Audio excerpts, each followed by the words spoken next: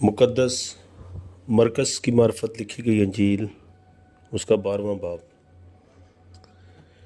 फिर वो उनसे तमसीलों में बातें करने लगा कि एक शख्स ने पाकिस्तान लगाया और उसकी चारों तरफ अहाता घेरा और हौज़ खोदा और बुर्ज बनाया और उसे बागबानों को ठेके पर देकर परदेस चला गया। फिर फल के मौसम में उसने एक नौकर को बागबानों के पास भेजा ताकि बागबानों से पाकिस्तान के फलों का हिस्सा ले ले, लेकिन उन्होंने उसे पकड़कर पीटा और खाली हाथ लौटा दिया।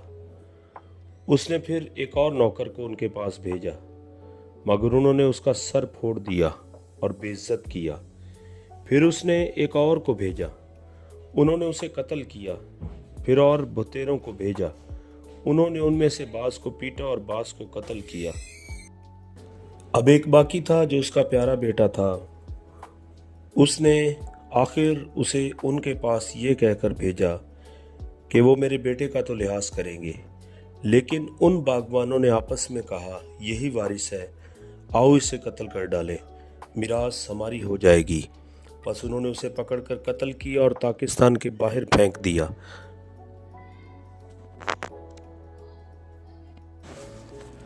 अब पाकिस्तान का मालिक क्या करेगा? वो आएगा और उन बागबानों को हलाक करके पाकिस्तान औरों को दे देगा। क्या तुमने ये निविश्ता भी नहीं पढ़ा कि जिस पत्थर को मेमारों ने रद्द किया वही कोने के सिरे का पत्थर हो गया? ये खुदावन की तरफ से हुआ और हमारी नज़र में अजीब है। इस पर वो उसे पकड़ने की कोशिश करने लगे, मगर लोगों से डरे, क्योंकि वो समझ गए थे कि उसने ये तमसील उन्हीं पर कही। बस वो उसे छोड़कर चले गए। फिर उन्होंने बाज़ फरीसियों और हेरोदियों को उसके पास भेजा ताकि बातों में उसको फंसाएं, और उन्होंने आकर उससे कहा, ए उस्ताद, हम जानते हैं कि तू सच्चा है और किसी की परवाह नहीं करता, क्योंकि तू किसी आदमी का तरफदार नहीं बल्कि सच्चाई से खुदा की राह की तालीम देता है। बस कैसर को जजिया देना रवा है या नहीं, हम दें या ना दें? उसने उनकी रियाकारी मालूम करके उनसे कहा, तुम मुझे क्यों आजमाते हो? मेरे पास 1 दीनार लाओ कि मैं देखूं। वो ले आए। उसने उनसे कहा, ये सूरत और नाम किसका है? उन्होंने उससे कहा, कैसर का। यस्सु ने उनसे कहा, जो कैसर का है कैसर को, और जो खुदा का है खुदा को अदा करो। वो उस पर बड़ा ताज्जुब करने लगे। फिर सदूकियों ने, जो कहते हैं कि कयामत नहीं होगी, उसके पास आकर उससे ये सवाल किया कि ए उस्ताद, हमारे लिए मूसा ने लिखा है कि अगर किसी का भाई बे औलाद मर जाए और उसकी बीवी रह जाए तो उसका भाई उसकी बीवी को ले ले ताकि अपने भाई के लिए नस्ल पैदा करे। 7 भाई थे। पहले ने बीवी की और बे औलाद मर गया, दूसरे ने उसे लिया और बे औलाद मर गया, और इसी तरह तीसरे ने, यहाँ तक कि 7 बे औलाद मर गए। सब के बाद वो औरत भी मर गई। क़यामत में ये उनमें से किसकी बीवी होगी, क्योंकि वो 7 की बीवी बनी थी।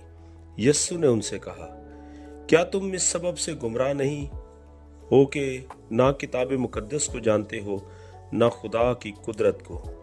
क्योंकि जब लोग मुर्दों में से जी उठेंगे तो उनमें ब्याह शादी ना होंगी, बल्कि आसमान पर फरिश्तों की मानिद होंगे। मगर इस बारे में कि मुर्दे जी उठते हैं, क्या तुमने मूसा की किताब में झाड़ी के जिक्र में नहीं पढ़ा कि खुदा ने उससे कहा, मैं अब्राहम का खुदा और इसहाक का खुदा और याकूब का खुदा हूँ। मैं तो मुर्दों का खुदा नहीं बल्कि जिंदों का है। बस तुम बड़े गुमराह हो।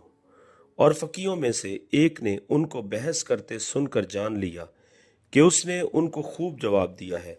वो पास आया और उससे पूछा कि सब हुक्मों में अव्वल कौन सा है? यीशु ने जवाब दिया कि अव्वल ये है कि ए इस्राएल सुन, खुदावंद हमारा खुदा एक ही खुदा है। तू खुदावंद अपने खुदा से अपने सारे दिल और अपनी सारी जान और अपनी सारी अकल और अपनी सारी ताकत से मोहब्बत रख। दूसरा ये है कि तू अपने पड़ोसी से अपने बराबर मोहब्बत रख। इनसे बड़ा और कोई हुक्म नहीं। फकी ने उससे कहा, ए उस्ताद, बहुत खूब, तूने सच कहा कि वो एक ही है और उसके सिवा और कोई नहीं, और उसने सारे दिल और सारी अकल और सारी ताकत से मोहब्बत रखना और अपने पड़ोसी से अपने बराबर मोहब्बत रखना सब सोख्तनी कुर्बानी और ज़बियों से बढ़कर है। जब यीशु ने देखा कि उसने दनाई से जवाब दिया तो उससे कहा, तू खुदा की बादशाही से दूर नहीं। और फिर किसी ने उससे सवाल करने की जुर्रत ना की।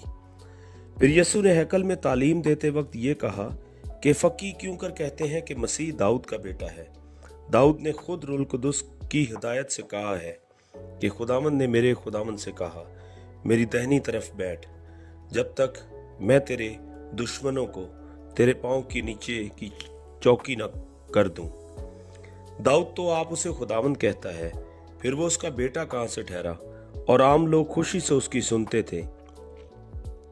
फिर उसने अपनी तालीम में कहा कि फकीयों से खबरदार रहो, जो लंबे लंबे जामे पहनकर फिरना और बाजारों में सलाम और इबादत खानों में आला दर्जा की कुर्सियां और ज़ियाफ़तों में सदर नशीनी चाहते हैं, और वो बेवाओं के घरों को दबा बैठते हैं और दिखावे के लिए नमाज को तूल देते हैं, इन्हीं को ज्यादा सजा मिलेगी। फिर वो हैकल के खजाना के सामने बैठा देख रहा था कि लोग हैकल के खजाना में पैसे किस तरह डालते हैं, और बतेरे दौलतमंद बहुत कुछ डाल रहे थे। इतने में एक कंगाल बेवा ने आकर 2 दमड़ियां यानी एक थैला डाला। उसने अपने शागिर्दों को पास बुलाकर उनसे कहा, मैं तुमसे सच कहता हूं कि जो हैकल के खजाना में डाल रहे हैं, इस कंगाल बेवा ने उन सब से ज्यादा डाला, क्योंकि सबों ने अपने माल की बहुतात से डाला, मगर इसने अपनी नादारी की हालत में जो कुछ इसका था यानी अपनी सारी रोजी डाल दी।